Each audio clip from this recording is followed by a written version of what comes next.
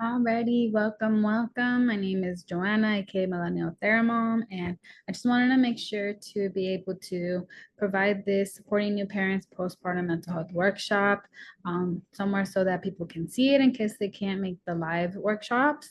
You can always visit jlibra.com to see what's coming up. But for now, I'm just glad that you're here and you're getting this information. So feel free to share. And at the end, there is going to be a little survey where I still want your feedback, even if you watch this online. If you have topics that you would want to see on or more information, still would appreciate that. So thank you for being here. I'm just going to start with a little bit about me. So my name is Joanna, as I mentioned. I'm a first-gen Latina bilingual licensed therapist here in San Diego, California. I'm a first-time mama. My baby was like a week old in that picture, but she's 8 months old now. It's wild. And you can also find me on socials, specifically YouTube and Instagram is where I'm a little bit more active at Millennial Theramom. And you can also find me through my private practice, jlibre.com. So I do take cash pay and Aetna currently, and for California mamas. And I am one of many who left her full-time job after maternity leave and had my whole world turned upside down. But it's been the best turn ever. Like I mentioned, some of these things might not apply to you because you're watching it on YouTube or online somewhere. But the thing that does apply is that disclaimer is that I'm not your therapist, and here I'm just providing education, not mental health services. Couple of other disclaimers too is this will be a very foundational training. It's going to be informed by my postpartum support international perinatal training that I did in March, my own experience as a postpartum mama, and my experience as a therapist for postpartum mamas. It's not covering pregnancy, period loss, fertility, or other seasons. And it's also informed by how much time we have together. I'm going to try really hard to be within the next 50 minutes. So we'll find out. And my intentions for these 4-part one is that you will have more understanding of PMADs, including symptoms, risk factors, and treatment options. That you will learn about some protective factors that can help manage the intensity and severity of PMADs. You will learn how supports and loved ones can help someone in the postpartum season, and that you will learn about resources for postpartum mental health. So like I mentioned in the live workshop, it serves more like a little poll. So everyone like votes at the same time. But for now, I'm just going to basically read the question. You see the poll options there, and then we'll find out in a few seconds. So what does PMAD stand for? Pregnancy, mood, and anxiety disorders, perinatal mood and anxiety disorders, postpartum mood and anxiety disorders, or postpartum mania and distress. Just think about that for a few seconds. Pause if you need to. I'm going to go ahead and jump to the answer. Perinatal mood and anxiety disorders. So these can show up anytime during the perinatal period. These aren't specifically only happening during the perinatal period, but there is an increased risk and they can present uniquely. And they are treatable, but it does start with intervention. So thank you for being here, because intervention starts with education. 2, the perinatal period includes, I know I didn't know what this word was before my training, so pregnancy in the first 4 weeks postpartum, pregnancy in the first 6 months postpartum, pregnancy in the first year postpartum, pregnancy in the first 3 years postpartum, or pregnancy in the first 18 years postpartum. So think about that for a few seconds. Pause if you need more time. I'm going to go ahead and jump. Pregnancy in the first year postpartum. Can you imagine if it was the first 18? I know it feels like it sometimes, but for this training and for when we talk about PMADs, it is related to the first year, pregnancy in the first year postpartum. As many as this many women experience symptoms of depression and or anxiety during the perinatal period. So our options here are 1 in 20, 1 in 10, 1 in 5, or 1 in 3. Right, so kind of think about that. I'll press pause or press pause if you need. I'm going ahead and jump in. 1 in 5. And what's wild is that most of us don't even have a postpartum check in for our own selves until that 6 weeks. So that's why it's just so important for us to have the information so that we can better advocate for ourselves, for our loved ones, and get our needs in, because our needs matter. Question number 4, as many men experience symptoms of depression and or anxiety during the perinatal period. So is it 1 in 20, 1 in 10, 1 in 5, or 1 in 3? Think about that for a little while. And then let's see. 1 in 10. So I know this isn't a topic that we typically talk about, but it is important to also know that the postpartum, the PMAD experience isn't only one of the partners, it can be both. And sometimes men show their depression in something called mask depression, which looks more like irritability, aggression, hostility, isolating, distractions, distancing, or increased risk taking. It's not to say that women don't also, but just when we look at trends, men might experience it like this a little bit more often. Question 5, a big reason parents don't seek help in postpartum is stigma, mental health, lacking awareness of symptoms, feeling like a failure, guilt because they've been waiting for this baby. So think about that for a little while. Pause if you need more time, but it's a trick question. It's all the above.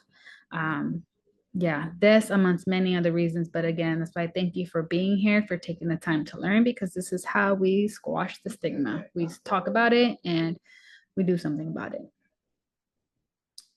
Question 6, in the postpartum period, this many of positively screened mothers received treatment. So the options are 25%, 40%, 60%, or 75%. So think about for the mothers who screened positively, what was the percentage?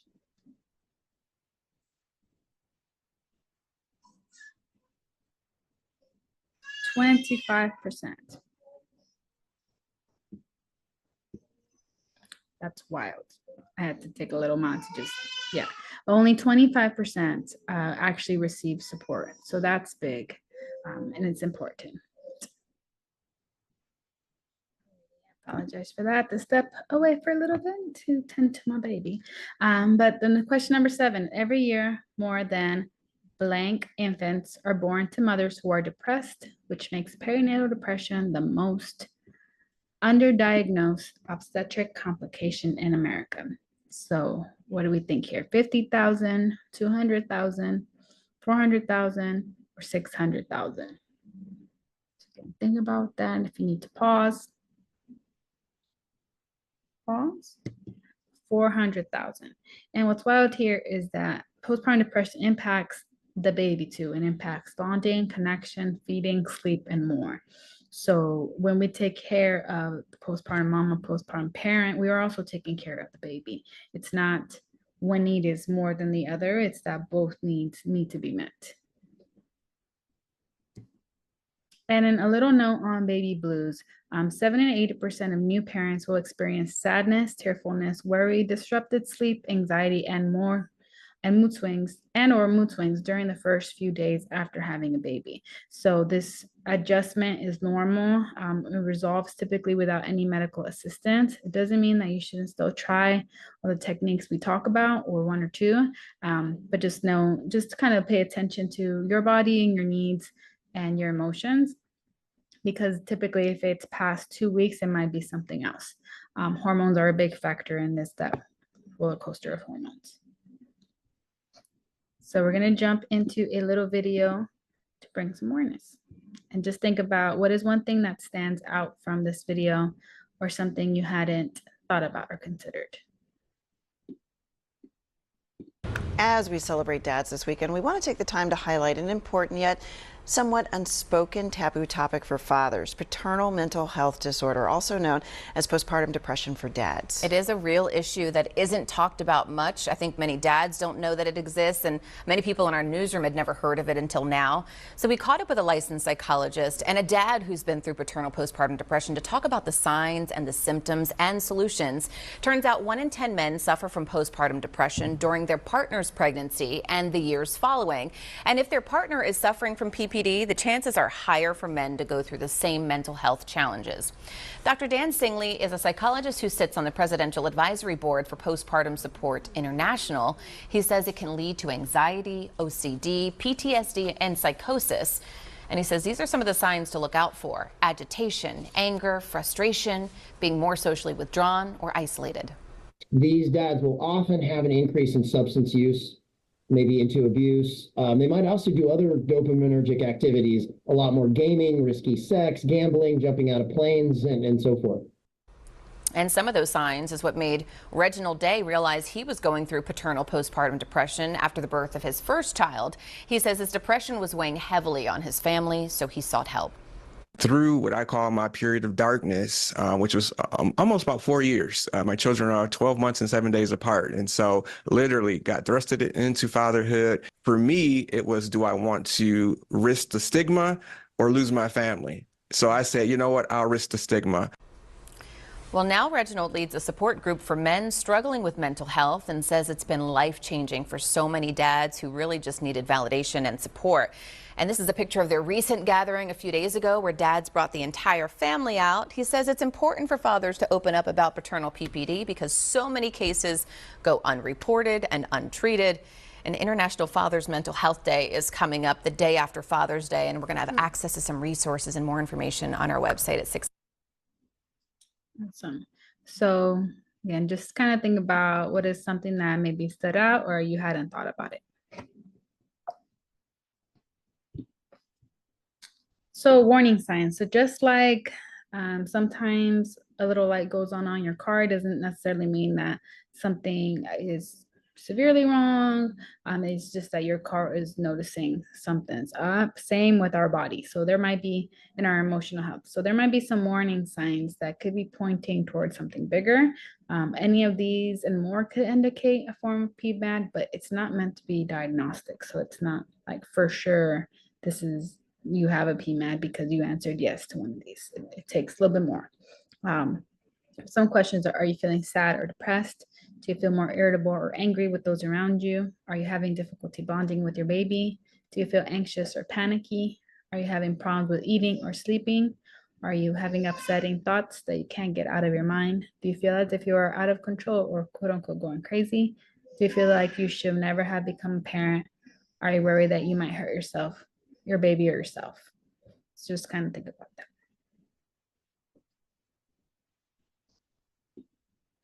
And PMADs, as we describe perinatal mood and anxiety disorders, is an umbrella term that covers about 6 different types of mental health disorders. So perinatal depression, perinatal anxiety, perinatal obsessive compulsive disorder, postpartum post-traumatic stress disorder, bipolar disorders, and perinatal psychosis. So what we're gonna do now, I know it's a lot of words, I apologize, but we're gonna try to make it like a matching. With that little sound, sorry if it stresses you out. Hopefully it's just like fun. But just take 3 minutes to try to match the definitions that you see.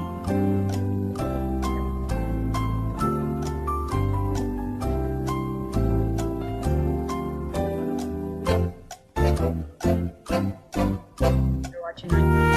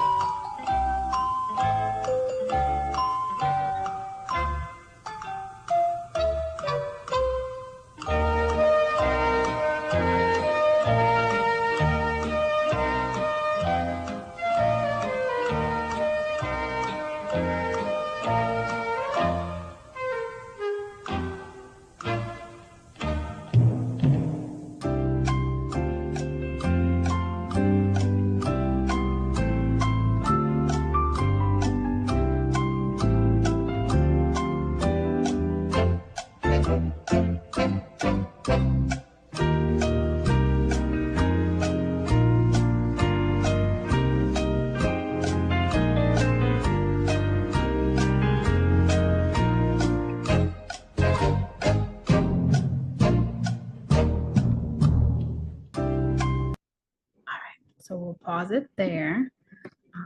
Let's start with the first one.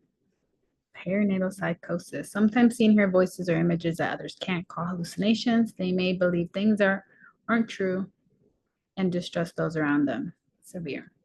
Second one, caused by a traumatic or frightening childbirth or past trauma, and symptoms may include flashbacks of the trauma with feelings of anxiety and the need to avoid things related to that event. Postpartum PTSD. Next one, may experience extreme worries and fears, often over the health and safety of the baby. Might feel shortness of breath, chest pain, dizziness, feeling of losing control, and numbness and tingling. Perinatal anxiety can appear as severe depression. Individuals may need informed evaluation and follow-up on past and current mood changes and cycles to assess. Bipolar disorders can have repetitive, upsetting, and unwanted thoughts or mental images, and sometimes they need to do certain things over and over to reduce the anxiety caused by those thoughts. Perinatal OCD. And might experience feelings of anger, sadness, irritability, guilt, lack of interest in the baby, changes in eating and sleeping habits, trouble concentrating, thoughts of hopelessness, and sometimes even thoughts of harming the baby or themselves. Perinatal depression. So hopefully now just being aware that there is this umbrella, a few different PMADs that could come up, and really seeking additional support is important. It starts with awareness. Some typical risk factors, and this is from the PSI Perinatal Mental Health Discussion Tool that's on the PSI website, and it's also included in one of the freebies that I'll attach in the links. Talks about some of the risk factors. So you can make a better plan if you know that you are maybe already subject to one of these risk factors or have this experience. So history of depression, anxiety, bipolar, psychosis, diabetes, thyroid issues, history of PMS, sexual trauma or abuse, his family history of mental illness, if there was a traumatic pregnancy or delivery, a pregnancy or infant loss, if there's birth of multiples, baby in the NICU, relationship issues, financial struggles, if you're a single mother or teen mother, no or little social support, away from your home country, or challenges with breastfeeding. So just kind of consider those in your own experience, but also if you're a provider, or a loved one, and you know that your client or family member has had this, they might be more at risk. Some typical treatment options, and of course every situation is different, but some include social support / enlisting practical help, exercise and movement, sleep or rest as much as possible given the season, nutrition and hydration, learning / using relaxation and coping skills, medical exam and or med eval, just to see if there is maybe a medical condition, thyroid, anemia, something like that, that is impacting mood. Counseling or therapy, specifically evidence-based therapy might include CBT, EMDR, IPT, ERP, all these letters. If you're a therapist, you probably know or aware, but there's different types of therapy that can be helpful, and medication or hospitalization if it's needed. So I want you to now, just as you watch this video, think about what are some of the factors that can impact postpartum mental health. Is mommy okay? Mommy is okay sometimes, but not all the time. Everything becomes about the baby. I mean, this isn't a real baby. There's no one there to help you through the ups and downs of postpartum. I try to be as independent as possible, but I feel like as a mom, if I ask for help, I'm failing. If I can't do everything on my own, I must be doing something wrong. And then came the hormones. The hormones! I'm sorry, Jonathan. I learned who I was really young, but overnight, that girl was gone. And it wasn't just me. My husband became a new person too, and our relationship became a new relationship. You know what else was new? The debilitating anxiety, the exhaustion. I thought I needed to be the backbone of the entire family, but I found myself unable to be there for them in the way that I wanted. And I kept thinking, is this normal? None of this is normal. Why was I being talked down to? Why did I feel like just a number? Why did this whole system feel so broken? I felt ashamed that I didn't know more about my own body. Pregnancy and the path to motherhood is so much harder than anyone prepared me for. And honestly, why don't we talk about it more? Why don't we talk about this? The anxiety! The mom guilt. The loneliness. The lesson I've learned is that life is so incredibly short, so I say yes to everything now, even help. Turns out, this level of anxiety isn't where I have to live. I deserve a baseline that feels good. Mothers need more support. I mean, we can't do it alone. Society needs to take postpartum and what moms go through more seriously. You have to be nurtured to be a nurturer. Everybody says that it takes a village to raise a baby, but nobody realizes that a mother needs a village too. When was the last time you asked? Is mommy okay? Not okay. Alrighty, so just thinking about some of the things that came up, I'm going to go ahead and jump into some of the factors that could be impacting postpartum mental health. And this isn't covering it all. It doesn't include it all, it includes some things. But one is physical needs and recovery. So things like nutrition, movement, sleep, but also if you had surgery or tears, your physical needs are going to look different. Feeding and lactation struggles, your hormones are shifting, relationships change. You might change physically, mentally, emotionally. Feeling isolated or unsupported, coupled with difficulty asking for and receiving help. A roller coaster of emotions, so grief and joy, anxiety, gratitude. Societal, cultural, and internal expectations, pressures, expectations, and assumptions that can lead to mindsets that lead to guilt and shame. Our own self-talk can be critical and judgmental, and social media comparison is bad. Adverse childhood experiences or trauma that can impact. The impacts can include perfectionism, people pleasing, parenting can trigger our own childhood experiences. And then stress and the increased responsibility. So it could feel like a never-ending to-do list, constant schedule and routine changes, and the invisible load can get heavy without adequate support and skills. So as you look at this list, think about what factors most stood out to you or what additional factors come to mind. Some things that I didn't even include in here is if your baby is in the NICU or baby has specific health needs. That's a big one. Going back to work, that's another one.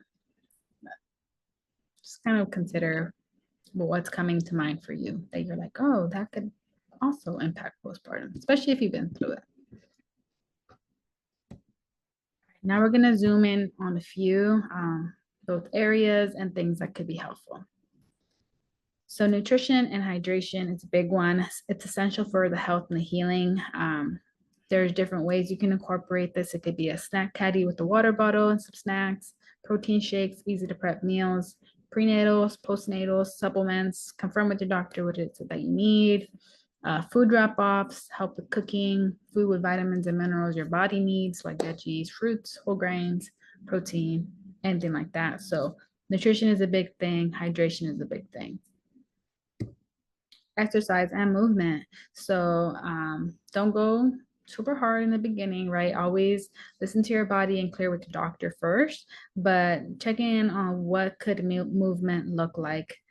Could it look like dancing, walking, stretching, baby wearing, yoga? Just kind of think about ways that you can get a little bit more of this in your life when cleared or when you're feeling better.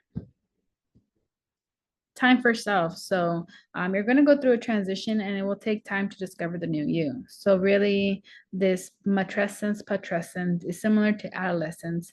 It's the process of becoming a mother, father, and it could be just as awkward as we're becoming adolescents, right?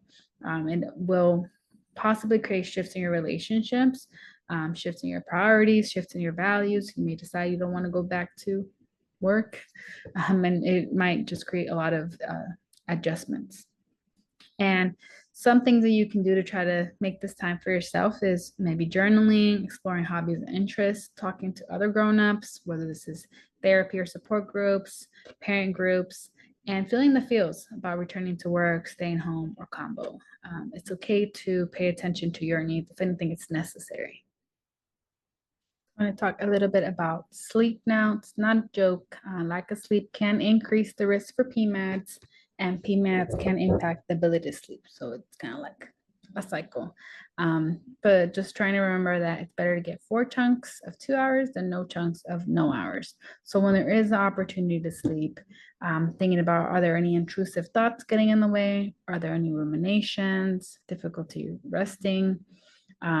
maybe getting support from a postpartum doula or a sleep consultant. And lastly, if there is like things in our mind that are stopping us from being able to sleep, like I have to wash the dishes, I have to do laundry, or whatever, ways that we can enlist some help. So help is necessary. It's hard sometimes to ask for help for many of us, but it's something that it's really important in this season. So speaking of help, what does practical help and support look like? Think about this. Which of these is the least helpful for a postpartum parent to hear? When can I come over and bring you food? I can watch your dog for a couple weeks if you like. I'll watch the baby so you can clean. I can watch the baby if you want to nap. Want me to watch the baby so you can shower? So think about that. And I'll watch the baby so you can clean. Obviously, every parent is different. There might be somebody who specifically asked for this, but that kind of being the go-to, maybe no. But again, ask the person. And as PSI says, social support is essential to assure the mental health of women, men, children, and their families during pregnancy and the postpartum period. There isn't a whole lot of support sometimes structurally or systemically, so it's important that we help each other out in this season. So kind of take this time to maybe pause the video and think about what are some things postpartum parents could actually use help with. So whether that's you, maybe just write down some of those things, or whether you are a provider and can check in on some of these things, really assessing what's on the plate and what are ways that people can support. So I'm going to just let y'all pause the video and write down some ideas now. And speaking of support, I like this quote by Bertie Meyer from PSI. In our lives, we have seasons of giving and seasons of receiving. As a new parent, you are in a season of receiving. So I know that sometimes it's hard to ask for help, and receiving help might feel uncomfortable, but it's really important in this season. And we really were created to parent in villages. So really think about that. So the next thing that's important is this community connection and support. Again, healthy, vulnerable, and authentic connections provide support and validation, which is the antidote to shame. And we can seek this in friends, family, support groups, other parents, therapy, whether that's one-on-one or group settings, a doula, lactation consultants, and even more. I do have a video about the benefits of groups and what groups are on my YouTube page. So definitely check that out. And I like this little visual here because it's like, how are you? Great, great. How are you? But really it's, I'm so tired. Will sex ever feel good again? I'm so sore. I can't even sit down without pain. How did you get it together with the new baby? Another mom saying, why don't you look tired? You don't look like you have a 4th-degree tear in your vagina. You look good. I haven't even taken a shower for days. So being real honest and open is important. Another area factor is lactation and feeding. So breast chest feeding is like walking and talking, not breathing and seeing. It doesn't just come naturally. It isn't the easiest thing in the world. And mental health can be impacted by supply and feeding and vice versa. It's not obvious, as mentioned, there's usually not enough support. There's latching struggles, pain and discomfort for many, guilt if we choose not to. But it's important to adapt feeding expectations if that's what's going to be best for our families. We have resources like lactation consultants, not just Facebook advice. I was down those roads and wasn't really helpful for me. At the end of the day, I was just feeling bad because I wasn't trying all the hacks, I didn't have gallons of milk in the deep freezer. So I wasn't feeling so good about myself, but really finding a specialist, a provider who does this is really important. You can find them through PSI directory, through asking Facebook mom groups, through the USLCA, IBCLS directory, hospitals, Kappa, SimpliFed, and then support groups through La Leche League, consultants, doulas, birth centers, and more. So I'm gonna just share this video and think about how this video makes you feel, your body, mind, and heart.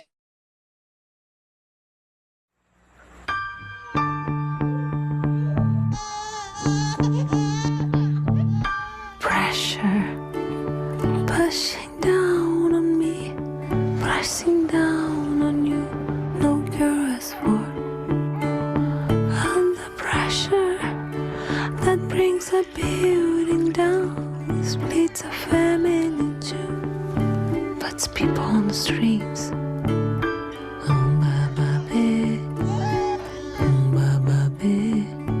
Hey there, hey there.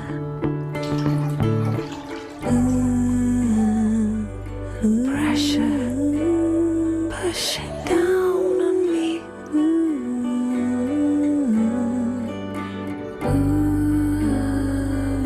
Pressure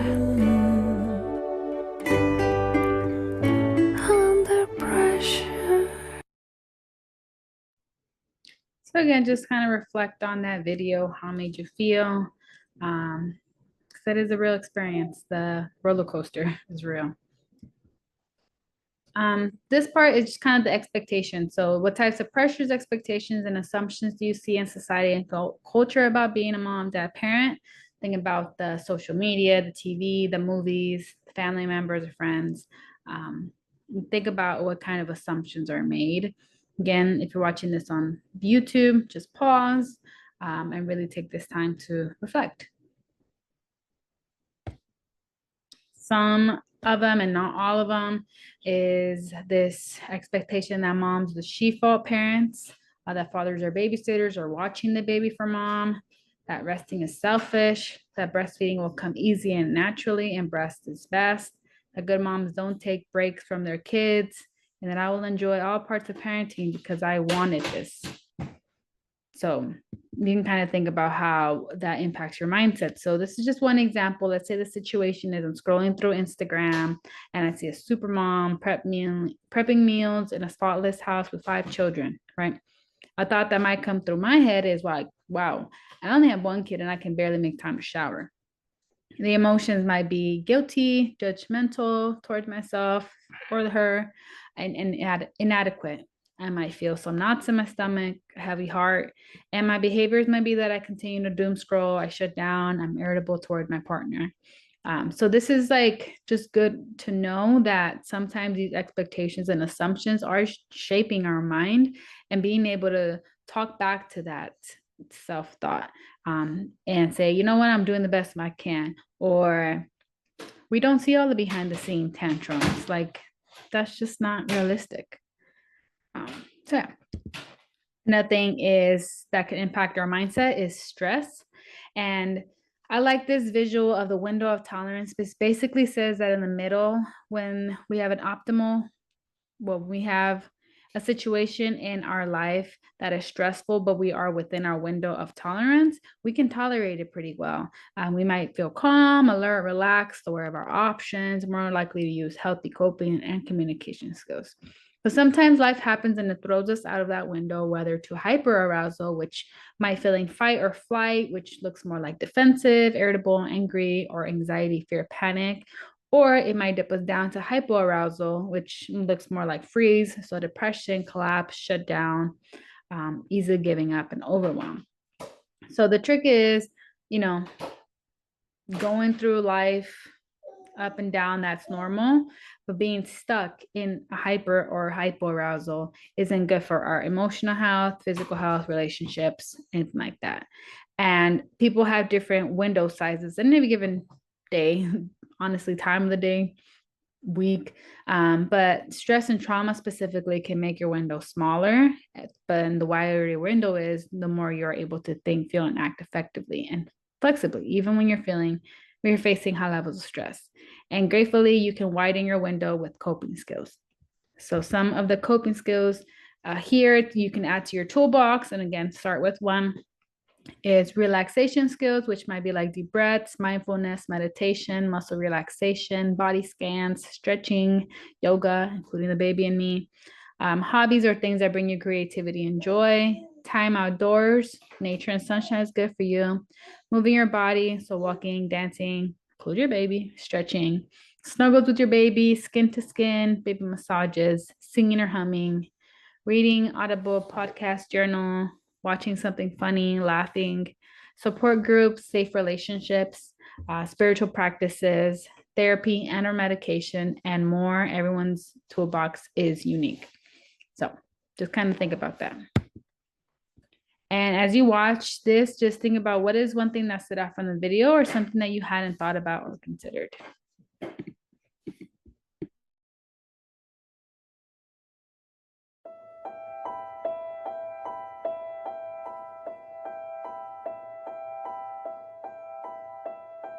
For a woman who's supposed to have depression, the least helpful words are, "You're a strong person, you can handle this," which is, of course, unfortunately, what a lot of women do here. That does not reflect their inner experience. They're feeling quite desperate at that point and quite helpless. And so the first thing they need to hear is that somebody understands their experience, that the depression is not something they created for themselves or simply can master by willpower, that they need help, that they need understanding, that they need support, physical and emotional support. So that's what they need to hear. But primarily they need to hear that the condition is understood and accepted without any sense of judgment, because almost any woman who gets depressed is full of shame. Women are telling themselves, "I should be happy right now. I have this beautiful baby, a husband that loves me." When that's there, it isn't always, but often is. "I have a great life, why am I depressed? I shouldn't be depressed. This is my fault, there's something wrong with me." So that shame needs to be deleted from the programming. And you do that by really hearing the woman and mirroring her and understanding her emotional state and letting her know that help is available. The depressive mind sees no possibilities. One of the features of depression is a sense of hopelessness. And so that you really want people to know that everything passes, and this will pass too. And the more you open yourself to help, and the more you accept that this is how it is right now, but it doesn't need to stay this way, the less likely it is to stay that way for a long period of time. When I was delivering babies, and I was talking to women who were really, really competent professionally, I'd sometimes say, "Listen, just watch out for this, because the way you're used to yourself, the competence and capability that you genuinely exhibit in your work life, all of a sudden will not be available to you when you're parenting. It'll be 2 in the afternoon and you're still wearing your night clothes and you're wondering where the whole day has gone and questioning your competence." But that's the nature of looking after a baby and of not sleeping at night and all that goes along with having a new infant in the home. So you really have to let go of the expectations that all your life you've laid on yourself. Now, of course, if a person, male or female, has learned very early in life that the way they're acceptable to others or to themselves is if they're perfect, then that's deeply ingrained. And then that perfectionism then exacerbates the depression, because not only are you not feeling well, you're also falling far short of your self-imposed expectations.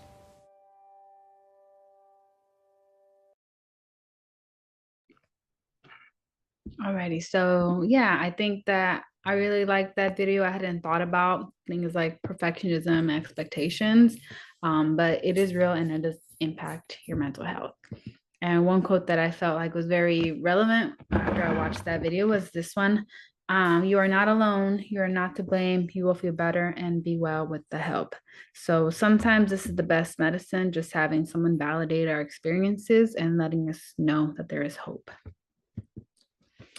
In addition, there's also therapy, which can look like one-on-one or groups. This could be a great place to work through reparenting, self-compassion, mindset shifts, learning to challenge this negative self-talk, addressing roots of perfectionism and people-pleasing, difficulty asking for help, past trauma, learning how to release control, embrace flexibility and changes, building healthier coping skills, embrace expressing grief and emotional roller coaster, healthy connections, working through realities and expectations, and more. Things like perfectionism, trauma, people-pleasing, that doesn't just go away when you become a parent. If anything, it's amplified because parenting is meant to be in community. You might hear my daughter. She's got something to say about that too. There's also medication and hospitalization. Medications can help balance brain chemicals that impact mood. And there are some that are safe for breastfeeding. If you have a provider, a medical provider or prescriber who isn't aware or comfortable with perinatal psychiatric medications, they can call this helpline to consult, which is really cool. And then there's hospitalization. If there is a danger to self or others or experience psychosis, this might be the best way to make sure that you are safe, the family is safe. And then I definitely wanted to talk about mindfulness. Mindfulness, bringing your awareness to the present moment with self-compassion and non-judgment. Non-judgment can have many benefits, including easing depression, increasing joy, helpful for trauma symptoms, supports with sleep, pain management, decreases anxiety, combats burnout, co-regulation benefits, and helps you reconnect yourself. I actually made a little video about it too on the YouTube page. And I'm adding more to the playlist, but you go to tinyurl.com/mindfulnessmtm1. But for today, I just kind of want to guide everyone through this mindful 5-minute meditation. Just enjoy. Hey there, and thanks for gifting yourself these next few minutes. It's important to remember that you're a priority, and allowing yourself even just a few short minutes of intentional reflection can really have a positive impact on the rest of your day. So let's use these next few minutes to come back to center and set an intention for the rest of your day.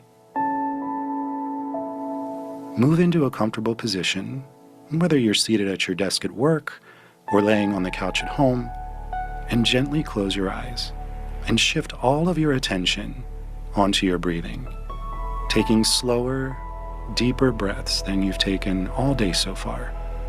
Taking a deep breath in through your nose and slowly letting it out through your mouth. And continuing to breathe that way, feeling your lungs expand out as you inhale and contract back in as you exhale. Tune into your body, noticing how it feels. Noticing if there's anything that it's trying to tell you. Notice any place of tension or tightness in your body.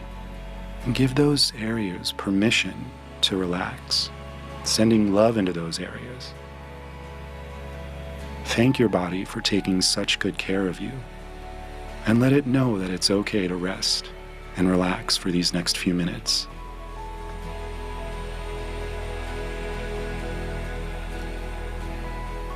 You may notice that your mind starts to wander off. That's okay. That's natural. Just notice it and bring your attention back to your body, using your breath as your anchor. Try to picture one thing that's happened today that's made you smile, or made you thankful or appreciative. And just let that feeling fill you up for a moment. Breathe that feeling in from the top of your head to the tips of your toes. And allow yourself to smile if that feels natural. Now focus on something that you can do today, whether it's for yourself or for someone else, that will allow you to continue feeling this way. It could be something as small as deciding to go to bed early tonight, so that you have time to finally read that book that's been on your bedside table. Or the joy of getting dinner with a close friend. What's one little thing you can plan for your day to bring that intentional joy to it? Now just focus on that for a few minutes. Sit in that feeling of joy and peace.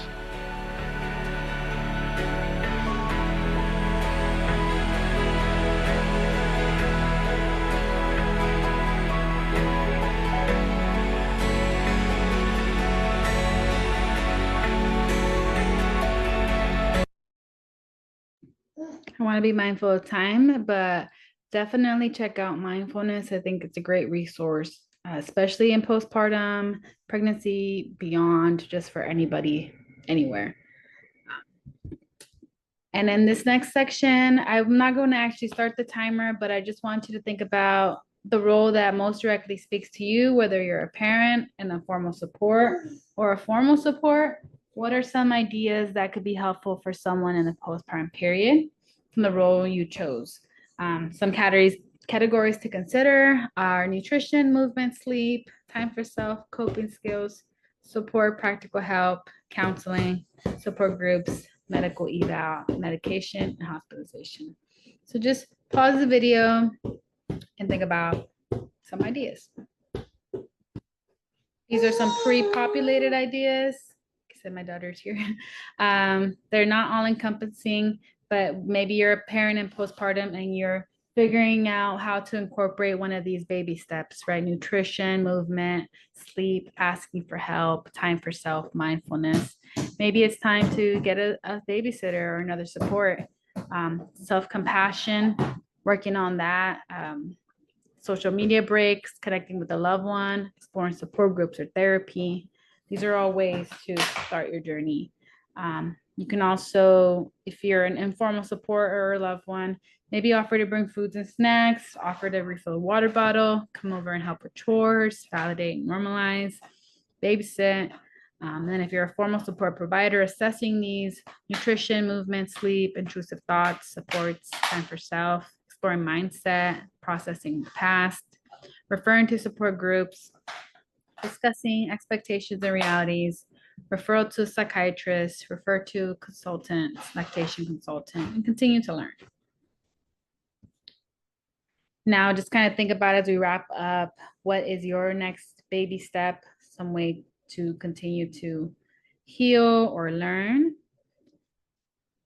I'm going to be linking this resource that is also available on JLibre, and it's just like a perinatal mental health care plan informed by an acronym called NESS, which is nutrition, exercise, sleep, time for self, and support. It can help buffer mental health in this time frame, and it's great to just explore it.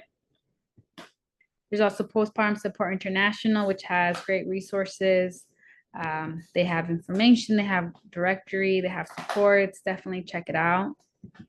I'll be hosting a postpartum mamas group in September. You can get more information by going to tinyurl.com/postpartumgroup1. I also have a colleague who has a prenatal support group for pregnant ladies in the first, second, or third trimester starting in September. So you can email her, ashley.lean@gmail.com. Also, I invite you to join the Millennial Theramom community. This is going to be 1 or 2 emails a month where I'll share resources, information, and skills, along with workshops, groups, not just hosted by myself, but other mental health professionals and other YouTube videos. Additional resources, our group therapy network, which has some upcoming groups. We just kind of random, but hosted by mental health professionals.